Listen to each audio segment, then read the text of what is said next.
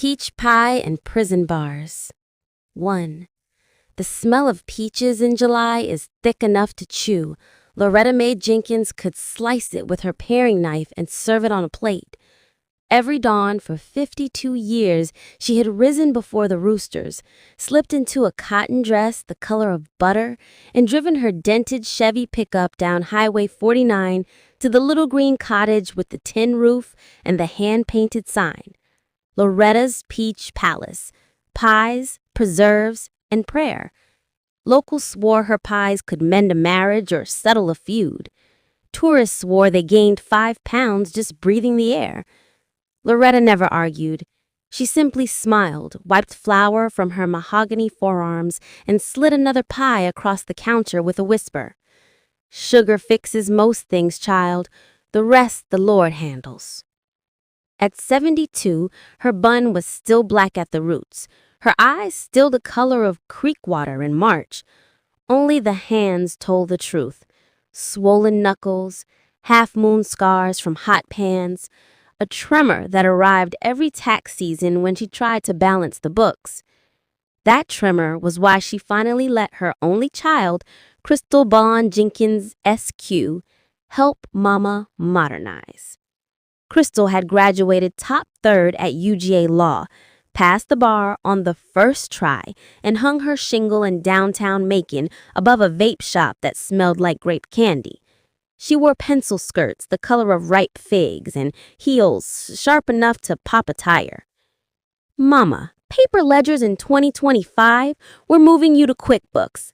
And that farm, 22 acres of prime peach dirt, 10 minutes from I-75, we need to leverage it. Leverage, Loretta repeated, tasting the word like a sour peach. Sounds like a bank word. Exactly, Crystal said, kissing her mother's cheek with lips that left a perfect coral print. Trust me. Loretta trusted. She always had. 4. By noon, the orchard was a war zone. Bulldozers chewed red clay. Trees older than Loretta toppled like dominoes, their roots clutching the sky.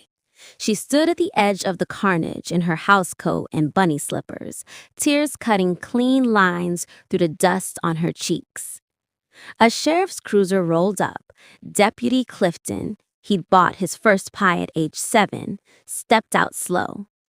Miss Loretta, I'm sorry, but we got a court order. You gotta vacate by sundown. Court order? Clifton, I've been in my own bed since 1973. Yes, ma'am, but the deed transferred yesterday. Signature looks like yours. He handed her a folder.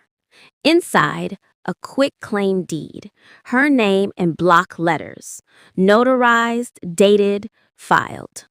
The signature was close, same loops, same slant, but the J in Jenkins set too high, like it was trying to climb off the page. Loretta closed the folder. Something inside her, the part that had survived 3 husbands, 2 recessions, and 1 tornado, clicked shut like a pie safe. She did not scream. She did not chase the bulldozers with the cast iron skillet. She walked back inside, brewed a pot of coffee strong enough to float a horseshoe, and called the only person still alive who could read her chicken scratch receipts. Miss Esther Greenwood, retired CPA, choir director, and keeper of every secret south of Forsyth Road. Esther arrived in a cloud of white diamond perfume and a pantsuit the color of lemon meringue. She spread papers across Loretta's kitchen table like tarot cards. Girl, they didn't just steal your land, they stole your whole life. How much we talking? After fees, taxes, and Crystal's consulting cut, you'd clear maybe $42,000. That's 2 years of pies, Loretta. Loretta poured coffee into Esther's favorite chipped Magnolia mug. What's the legal way to burn a thief without striking a match? Esther's eyes glittered. We don't burn, sugar. We bake. Slow. Phase 1 of the Sweetwater Bake. Evidence. Every night after the developers left, Loretta walked to the orchard with a headlamp and a mason jar. She collected one brass survey stake stamped property of Jenkins Family Trust, a discarded work order listing Crystal Jenkins SQ as project liaison, a peach pit still wet with sap, proof the trees were alive when bulldozed. She photographed everything with the smartphone her grandson had forced on her for emergencies. The flash lit the carnage like lightning. Phase 2. Witnesses. Loretta baked 12 pies, 4 peach, 4 pecan, 4 sweet potato, loaded them into her truck, and drove to every business on Poplar Street that Crystal had ever bragged about representing. She left a pie and a note. I fed you before you had teeth. Feed me truth now. By Friday, she had a recording of the closing agent admitting Crystal pressured him to push it through, bank statements showing Crystal's $50,000 finder's fee deposited the same day, a selfie Crystal posted from Nassau captioned, "Mama's peaches bought Mama's peace." Phase 3. The Trap. She called the number on the Sweetwater billboard. A perky assistant patched her to the developer himself, Wade Hollis IV, heir to half of Middle Georgia. "Mr. Hollis, this is Loretta Jenkins. I believe you bought my orchard." "Mrs. Jenkins, we left voicemail." "I don't do voicemail. I do pie. Meet me tomorrow noon at the palace. Bring your checkbook and your conscience." She hung up before he could refuse. Saturday, high noon. The palace smelled like cinnamon and reckoning. Every booth was packed. Farmers, preachers, the mayor's wife, 2 off-duty deputies eating free. Wade Hollis arrived in ostrich boots and a panic smile. He carried a briefcase and the faint odor of bourbon. Loretta wore her Sunday dress, pearls, and the expression she once used on Crystal at age 6 when caught stealing cookies. "Sit," she said. Wade sat. She slid a peach pie across the table. In the center, piped in perfect cream cheese frosting, "Return what you stole." Underneath, a manila envelope. Wade opened it. Inside, color photos of murdered peach trees. The fake deed with Crystal's fingerprints, lifted by Esther's nephew at the GBI. A thumb drive labeled, "Play me in front of your daddy." The cafe had gone church quiet. Someone's phone live streamed to the Making Gossip Moms Facebook group. Wade's tan faded to chalk.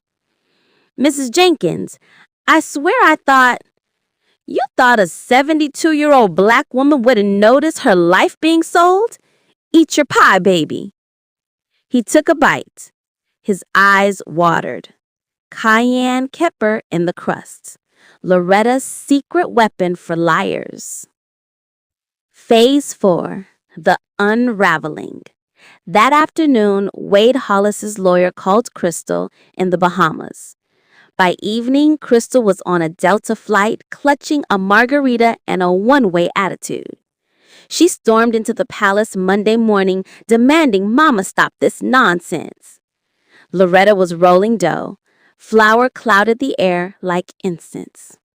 "Morning, counselor. Coffee?" "You're embarrassing me on the internet." "Embarrassment is a light burden next to grand theft, baby girl." Crystal slapped a cease and desist on the counter. Loretta slid over a fresh document, a federal suit for elder abuse, forgery, and wire fraud, courtesy of the U.S. Attorney's Office, Esther's cousin's golf buddy. Crystal's coral lipstick cracked. "You can't afford this." "Watch me." Tuesday, 6 a.m. Crystal was arrested stepping off the jet bridge at Atlanta Hartsfield Airport, live on Channel 13. Prominent Macon attorney detained in orchard scandal. By 10 a.m., the sale was frozen. By 2 p.m., the bulldozers rolled backward. By 6 p.m., every tree stump had a yellow ribbon tied around it, Loretta's army of church ladies working overtime. Crystal made bail Wednesday. She drove straight to the cottage, mascara tracks carving canyons down her cheeks. Loretta was on the porch snapping beans. The orchard behind her looked like a battlefield, but tiny green shoots already pushed through the red clay. Peach seeds don't quit easy. Mama, please drop the charges. I'll pay you back. You can't pay back roots, Crystal. I was going to build you a mansion. I had a mansion. You paved it. Crystal fell to her knees on the gravel. I'm your daughter. You were. Then you became my lesson. 12. The trial was short and sweet as sorghum. Crystal took a plea, 5 years probation, 1,000 hours community service, and restitution of $4.2 million, every dime the developer paid. The judge, who'd eaten Loretta's pie at every Rotary lunch since 1989, added a poetic flourish. Miss Jenkins, you are ordered to bake 1 pie per week for the senior center. Miss Loretta will decide the flavor.